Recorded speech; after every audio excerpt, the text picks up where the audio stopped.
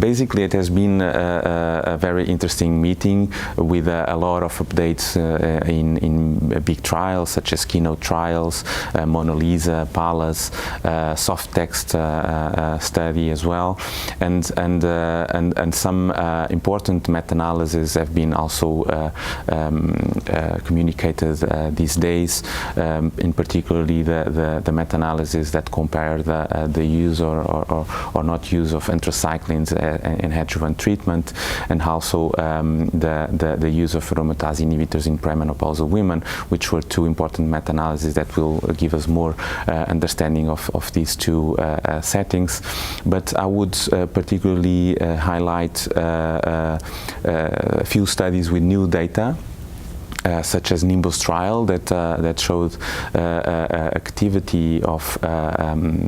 immune checkpoint inhibitors in breast cancer with high tumor burden, which is an interesting finding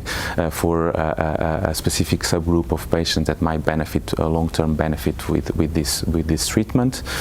And also a SOPHIA trial, of course, that have been reinforcing the importance of sequencing in breast cancer, in particular with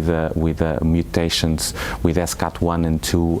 level of benefit. So it's also an important trial to advocate the use of this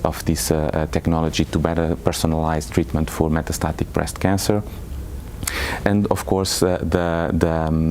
Emerald trial that have been that showed for the first time prospective evidence of an oral in a randomized trial of an oral SERD, even if not with a big absolute benefit, as shown that this is a useful alternative as an oral drug, a useful alternative to fulvestrant that we know that is already an effective drug. And it also adds some evidence for the post-CDK4/6 inhibitors scenario, where we know that there is very scarce data coming from prospective trials. And ultimately as well, tropion study with showing activity of deruxtecan as a TROP2 directed antibody-drug conjugate in triple-negative breast cancer that